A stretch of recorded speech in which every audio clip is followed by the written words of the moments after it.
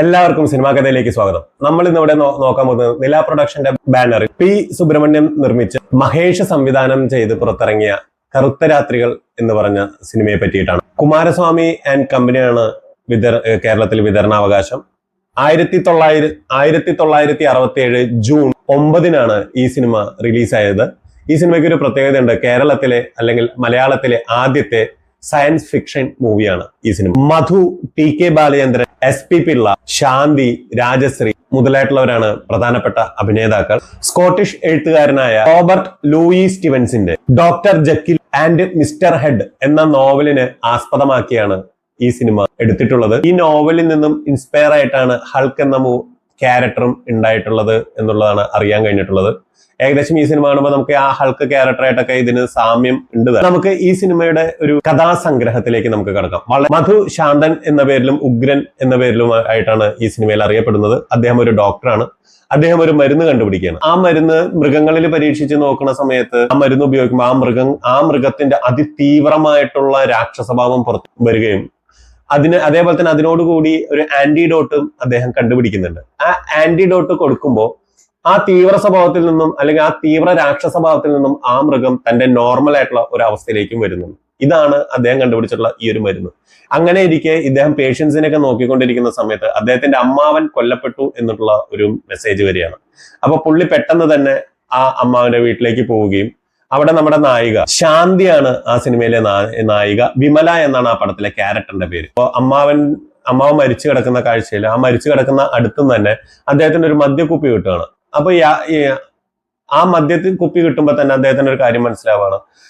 അവിടെ ഉണ്ടായിരുന്ന ഒരാളും പറയുന്നു ഇദ്ദേഹത്തിന് ഇത്രയും നാളും മദ്യപിച്ച് കണ്ടിട്ടില്ല, അതിന്റെ ഒരു സംഭവം പോലും അവിടെ ഉണ്ടായിട്ടില്ല. അപ്പൊ മധുവും പറയുന്നുണ്ട് എന്റെ ഓർമ്മ വെച്ച നാൾ മുതൽ ഞാൻ അദ്ദേഹം മദ്യം കഴിക്കുന്നത് കണ്ടിട്ടില്ല. അപ്പൊ ഇതിലെന്തോ ഒരു സംശയമുണ്ട്. അദ്ദേഹം കൊല്ലപ്പെട്ടതാവാനാണ് സാധ്യത എന്നുള്ള ഒരു നിഗമനത്തിലേക്ക് മധു എത്തുക.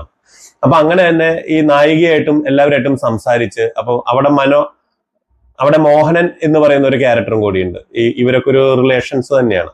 അപ്പൊ അങ്ങനെ വിമലയോടും എല്ലാവരോടും സംസാരിക്കുമ്പോൾ മധുവിന് മനസ്സിലാവണം അവിടെ 2-3 ദിവസം ആയിട്ട് ബാങ്കിൽ ഒരു 2-3 ആൾക്കാർ വരുന്നുണ്ടെന്നും വളരെ രാത്രിയാണ് പോവാറെന്നും ആ ഏറ്റവും ലാസ്റ്റ് അദ്ദേഹം മരിച്ചെന്ന രാത്രി അവർ വന്നിരുന്നെന്നും പോകുമ്പോൾ ഇവിടെ വെളിച്ചൊന്നും ഉണ്ടായിരുന്നില്ല, അവർ തിരിച്ചു പോവുകയാണ് ചെയ്തിരുന്നത് എന്നുള്ളത് മനസ്സിലാവുന്നത്. അപ്പൊ അങ്ങനെ അവർക്ക് മനസ്സിലാവുകയാണ് ഇത് ഒരു കൊലപാതകമാണ് എന്നുള്ള ഒരു നിഗമനത്തിലേക്ക് മധു എത്തിക്കഴിഞ്ഞു. ഇതൊന്നും ആരോടും പറയണ്ട എന്നുള്ള ഒരു രീതിയിൽ അവിടെയുള്ള ആൾക്കാരോടൊക്കെ പറഞ്ഞ് സെറ്റാക്കി വെച്ചിട്ട് പുള്ളി ഇരിക്കുക. ബോർഡ് മെമ്പർമാരാണ് ഇത് ചെയ്തിട്ടുള്ളത് എന്നുള്ള ഒരു രീതിയൊക്കെ നേരത്തെ പറഞ്ഞല്ലോ. ആ ബോർഡ് മെമ്പർമാരുടെ പേര് എന്ന് പറയുന്നത് വിശ്വം, വിക്രമൻ, രവീന്ദ്രൻ എന്നുള്ള ആൾക്കാരാണ്. അപ്പോ ഇതിനെ പറ്റിയിട്ട് നമ്മുടെ കഥാനായിക വിമലയോട് ചോദിക്കുകയാണ്, ശാന്തൻ ചോദിക്കുകയാണ്. അപ്പൊ എന്തൊക്കെയാണ് ഇങ്ങനെയൊക്കെ അമ്മാവൻ എന്തെങ്കിലും പറഞ്ഞിരുന്നു അങ്ങനെയുള്ള കാര്യങ്ങളൊക്കെ ചോദിക്കുന്ന സമയത്ത് വിമല പറയുന്നുണ്ട് എപ്പോഴും ഡയറക്ടേഴ്സായിട്ട് എപ്പോഴും തമ്മിൽ തല്ലാണ്, അപ്പോ ഭയങ്കര പ്രഷറാണ്. അപ്പൊ ഇതൊന്നും വേണ്ടെന്ന് വെച്ചിട്ട് പോകുന്നവരെ ചോദിക്കുമ്പോൾ പറ്റില്ല, കാരണം അദ്ദേഹത്തിന് വിശ്വസിച്ചിട്ട് ഒരുപാട് ആൾക്കാർ അവിടെ പണം കൊടുത്തിട്ടുണ്ട്. അപ്പോ അദ്ദേഹം അവിടുന്ന് പോന്നു കഴിഞ്ഞു കഴിഞ്ഞാൽ ഇവര് ഉള്ളത് മുഴുവൻ കട്ടുമുടിച്ച് ബാങ്ക് കുട്ടിച്ചോറാവുകയും ഇവരുടെ അതായത് നിക്ഷേപകരുടെ പൈസ വെള്ളത്തിലാവുകയും ചെയ്യും. അതുകൊണ്ട് പിടിച്ചു നിന്നതാണ്. അവരുടെ തിരിമറികൾ ഫുള്ള് ഇയാൾ കണ്ടുപിടിച്ചിട്ടുണ്ട്. അപ്പൊ അതാണ് ഇദ്ദേഹത്തിന്റെ കൊലപാതകത്തിലേക്ക് വഴി തെളിയിച്ചത് എന്നുള്ളതും കൂടി അത് അവിടെ നിന്ന് മനസ്സിലാക്കുകയാണ്. അപ്പൊ അങ്ങനെ ശരിയെന്ന് പറഞ്ഞാൽ അദ്ദേഹം ഇങ്ങോട്ട് വരുന്നു.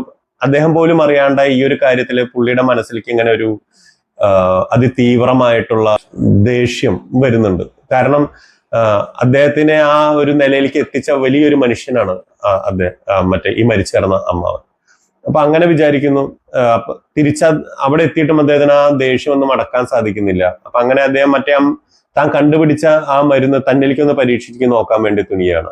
ഒരുപാട് ആലോചിച്ചതിന് ശേഷം അദ്ദേഹം ആ മരുന്ന് കഴിക്കുന്നു. കുറച്ച് കഴിയുമ്പോഴത്തേക്കും ആളൊരു ഭീകര രൂപത്തിലേക്ക് മാറുകയാണ്. ഏറ്റവും കൂടുതൽ ആകർഷിച്ചത് 1965 അങ്ങനത്തെ ഒരു സിനിമ നമുക്ക് ചിന്തിക്കാൻ പോലും പറ്റാത്ത രീതിയിലുള്ള സമയം കൂടിയാണ്. അപ്പൊ അങ്ങനത്തെ ഒരു അവസ്ഥയില് ആള് ഇന്നത്തെ പോലത്തെ സംഭവങ്ങളൊന്നും ഇല്ലല്ലോ, CG വർക്കുകളോ അല്ലെങ്കിൽ ഇത്രയും ഒരു മോഡേൺ ടെക്നോളജിയിലോ ഒന്നും അല്ല. അത് അവരുടെ ആ ആർട്ടിലും അന്നുണ്ടാകുന്ന ഒരു ചെറിയൊരു സിസ്റ്റത്തിൽ നിന്നുകൊണ്ട് ഇത്രയും ഡെവലപ്പ് ചെയ്യണം. അതിന് അഭിനയ പ്രാധാന്യം കൂടി വരികയാണ്.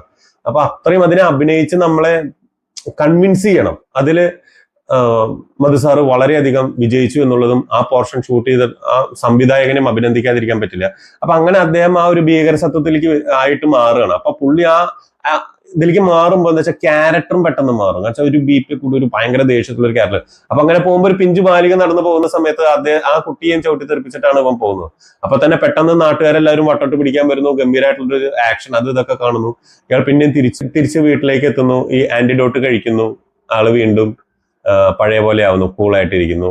ഇതിന്റെ പ്രശ്നങ്ങളൊക്കെ മനസ്സിലാക്കിയിട്ടും പറ്റില്ല, അതങ്ങനെ അങ്ങനെയൊക്കെ വിചാരിച്ചിട്ട് മധുവിന്റെ മനസാക്ഷി മധുവും തമ്മിലുള്ള സംസാരങ്ങളൊക്കെ നടക്കുന്നുണ്ട്. അപ്പൊ അങ്ങനെയൊക്കെ വിചാരിച്ച് വീണ്ടും ഇല്ല, എന്റെ പ്രതികാരം എന്നുള്ള ഒരു രീതിയിലേക്ക് തന്നെ വരുന്നു. വീണ്ടും ഇത് കഴിക്കുന്നു.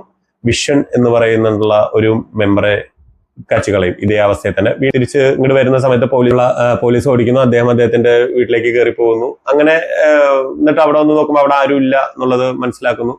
ഇത് ഇങ്ങനെ തന്നെയാണ് ഈ ഒരു കഥാസന്ദർഭം ഇങ്ങനെ പോയിക്കൊണ്ടിരിക്കുന്നത്. ഞാൻ അതിനുശേഷം വീണ്ടും ഒരു സമയഘട്ടത്തില് ഇദ്ദേഹം മരുന്ന് കഴിക്കുന്നുണ്ട്. അപ്പൊ മരുന്ന് കഴിക്കുന്നു.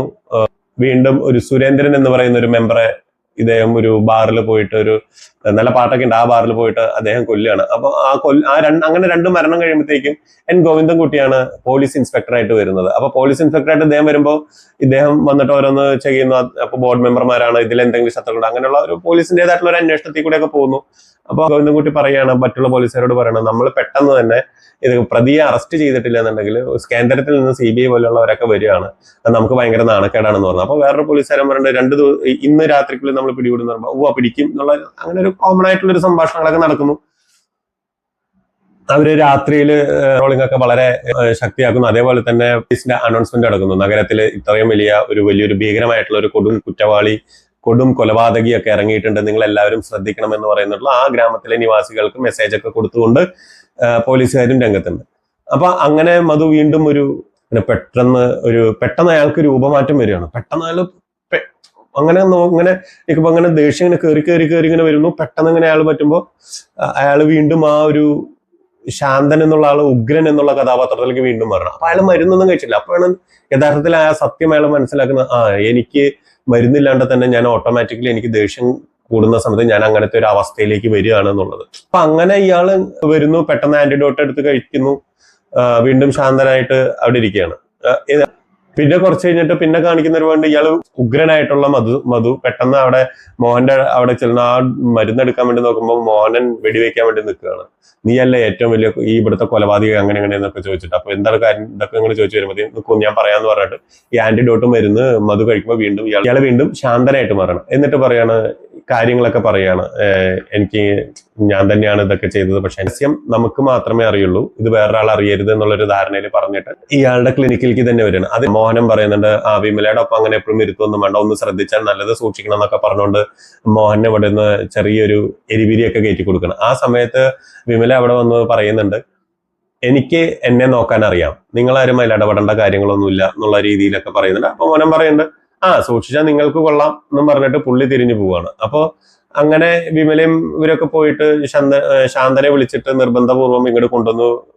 അതായത് ഇവരുടെ വീട്ടിലേക്ക് വരുന്നു. ഇവരുടെ വീട്ടിലേക്ക് വരുന്ന സമയത്ത് വിമല ഇവർ രണ്ടുപേരും തമ്മിലുള്ള മാത്രം സംഭാഷണങ്ങൾ ഉണ്ടാവും. ഒരുപാട് സെന്റി സംഭാഷണങ്ങളും പ്രേമത്തിന്റെ സംഭാഷണങ്ങളൊക്കെ ഉണ്ട്. അപ്പൊ അതൊക്കെ നിങ്ങൾക്ക് ഈ സിനിമ കാണുമ്പോൾ മനസ്സിലാവും. അപ്പൊ ഇങ്ങനെ സംസാരിക്കുന്നതിന്റെ ഇടയിൽ വിമല പറയുന്നു, ഇങ്ങനെ മോഹൻ ചേട്ടൻ വന്നിരുന്നു, അപ്പൊ ആള് ഇങ്ങനെയൊക്കെ സംസാരിക്കുന്നു, മോഹൻ ഇങ്ങനെയൊക്കെ സംസാരിക്കുന്നു. ഓഹോ, മോഹനൻ ഇങ്ങനെയൊക്കെ സംസാരിച്ചോ എന്നുള്ള രീതിയിൽ അങ്ങനെ ചോദിക്കണം. അപ്പോഴത്തേക്കും ഇയാൾക്ക് ദേഷ്യം വരികയാണ്. അപ്പൊ അങ്ങനെ വിമല പിന്നെ അവിടുന്ന് പോയി വിഷമം ഇവ ഇങ്ങനെ പറയാണ്, എന്റെ രഹസ്യം ഇവൻ എല്ലാവരോടും പറഞ്ഞോ എന്നൊക്കെ ചോദിച്ചിട്ടൊരു ഗംഭീരമായിട്ടുള്ള ഒരു അവസ്ഥയിലേക്ക് ഇവന്റെ ഇത് മാറുകയും ഇവൻ പെട്ടെന്ന് ഉഗ്രനായിട്ട് മാറുകയും ചെയ്യാണ്. അവൻ ഈ മോഹനെ തട്ടാൻ വേണ്ടിയിട്ട് പെട്ടെന്ന് ചാടി ഓടി, മധു പെട്ടെന്ന് ചാടി ഓടി ഈ മോഹന്റെ അടുത്തേക്ക് എത്തുന്നു. മോഹനൻ തോക്കെടുക്കുമ്പോഴത്തേക്കും ആ തോക്ക് തട്ടിപ്പിടിച്ച് വെടിവെക്കുന്ന സീൻ വെടിവെക്കുന്നു. അപ്പോഴത്തേക്കും പോലീസുകാരുടെ വിസിലടി കേട്ടിട്ട് ഇവൻ തിരിച്ചോടി, ഈ ഉഗ്രനായിട്ട് നിൽക്കുന്ന ആള് തിരിച്ചോടിയിട്ട് നേരെ തന്റെ ക്ലിനിക്കിന്, തന്റെ വീടും മുകളിൽ ക്ലിനിക്കുമാണ്. അപ്പം നേരെ തന്റെ പരീക്ഷണശാലയുടെ മുകളിലേക്ക് കയറി വന്ന് ആന്റിഡോട്ട് കഴിക്കുന്നു, സാവധാനത്തിൽ ഇങ്ങനെ നിൽക്കുന്നു. അപ്പൊ അതിനിടയിൽ ആ പോണ പോക്കില് ഇയാളുടെ സഹായി ഉണ്ടല്ലോ, ആ സഹായം ഒന്ന് തട്ടിത്തെറിപ്പിച്ചിട്ടായിരിക്കും പോകുന്നുണ്ടാവുക. അപ്പൊ പെട്ടെന്ന് പോലീസുകാർ അവിടെ വരുന്നു, എൻ ഗോവിന്ദൻകുട്ടി അടക്കം പോലീസുകാർ അവിടെ വരുന്നു. അപ്പൊ ഇയാൾ എന്നെ തട്ടിമാറ്റിട്ട് എങ്ങോട്ടോ കയറി പോണ കണ്ടു എന്ന് പറയുന്നു. അപ്പോഴത്തേക്കും ഇവൻ ശാന്തനായിട്ട് തിരിച്ചു വരണം. അപ്പൊ എൻ ഗോവിന്ദൻകുട്ടി, അതായത് ഇൻസ്പെക്ടർ ചോദിക്കുകയാണ്, നിങ്ങളുടെ ഇവിടെ ആരെങ്കിലും വന്നോ, എന്നൊക്കെ ചോദിക്കുമ്പോൾ അത് പറഞ്ഞു ഇല്ല ഞാനൊന്നും അറിയില്ല, ഞാൻ നന്നായിട്ട് മയങ്ങിപ്പോയി, എന്താ സംഭവിച്ചതെന്ന് എനിക്ക് അറിയില്ല പറയുന്നു.